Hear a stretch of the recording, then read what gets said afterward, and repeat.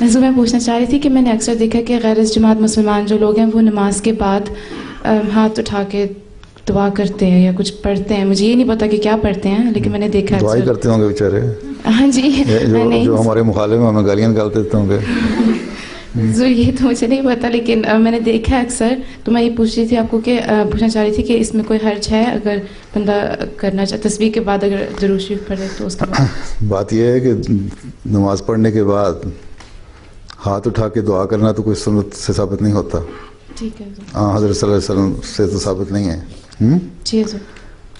آپ نے جب وہ جو غریب لوگ تھے جو حضرت صلی اللہ علیہ وسلم کے پاس حاضر ہوئے اور انہوں نے کہا کہ امیر لوگ یہ نمازیں بھی ہماری طرح پڑھ لیتے ہیں, نفل بھی ہماری طرح پڑھ لیتے ہیں, تہجدیں بھی پڑھتے ہیں, اس کے بعد جنگ میں بھی حصہ لیتے ہیں ہماری طرح, اور جنگ میں اپنا مال زائد دے کے دوسروں کے لیے بھی سامان مہیا کر دیتے ہیں, پھر چندے بھی دے دیتے ہیں, ضروریات بھی پوری کرتے ہیں, ہر چیز میں ہمارے سے آگے نکلتے جا رہے ہیں. تو اور ہم بعض دفعہ نہ چندے نہیں دے سکتے, جنگ میں سامان نہیں دے سکتے, یا کمزور ہیں تو حصہ نہیں لے سکتے. ہم کوئی ایسا بتائیں چیز جس سے ہم ان کے برابر پہنچ سکیں.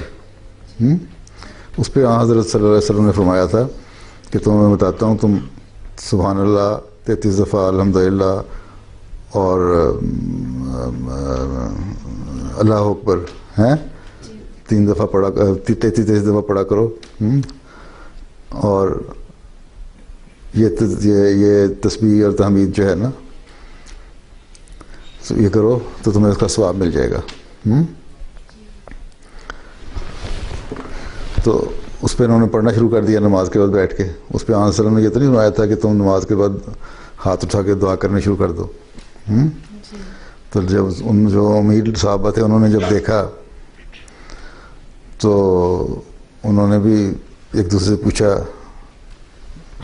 تھوڑی سی ان کو تجسس پیدا ہوا کہ کیا کرتے ہیں یہ لوگ بیٹھ کے. تو انہوں نے بھی جب پتہ لگا کہ اس طرح تکبیر تحمید پڑھتے ہیں تو انہوں نے بھی شروع کر دی پڑھنی. پھر غریب صحابہ نے پھر آن وسلم کے پاس گئے کہ دیکھیں انہوں نے تو پھر ہماری نقل میں یہ بھی پڑھنا شروع کر دیا, پھر آگے بڑھ گئے. تو حضرت صلی اللہ علیہ وسلم نے فرمایا کہ جس کو اللہ تعالیٰ نے موقع دیا آگے نکلنے کا, میں اس کو کس طرح روک سکتا ہوں. تو وہاں بھی مطلب ثابت یہ ہے کہ تسبیح اور تحمید تکبیر تو ہیں چیزیں, لیکن ہاتھ اٹھا کے دعا کرنے کا کہیں نہیں ملتا. لیکن اگر کوئی نیک نیت سے ہاتھ اٹھا کے دعا کر بھی لیتا ہے بعد میں تو اس پہ کوئی یہ نہیں ہم کہہ سکتے کہ اس کو گناہ ہو گیا اور شرعی حدود لاگو ہو گئی. لیکن حضرت مسیح موعود نے فرمایا ہے کہ جو اللہ تعالیٰ نے نماز کا مقام ایسا پیدا فرمایا ہے جب تم اللہ تعالیٰ کے قریب ترین ہوتے ہو, اور اس میں سجدے کا مقام ایک ایسا ہے جو انسان قریب ترین ہوتا ہے, اور سجدے میں اللہ تعالیٰ سے دعا کرے جو بالکل انتہائی عاجزی کی حالت ہے. تو اس حالت سے نکلنے کے بعد اس میں تو جلدی اس نماز پڑھتے ہوئے تم سجدہ کرتے ہو اس طرح جس طرح مرغی ٹھونگے مار کے دانہ چگ رہی ہوتی ہے. جلدی نظمیں سجدے کرو, نماز پڑھو, 2 منٹ میں نماز ختم. اور پھر اس کے بعد ہاتھ اٹھا کے لمبی دعا شروع کر دو.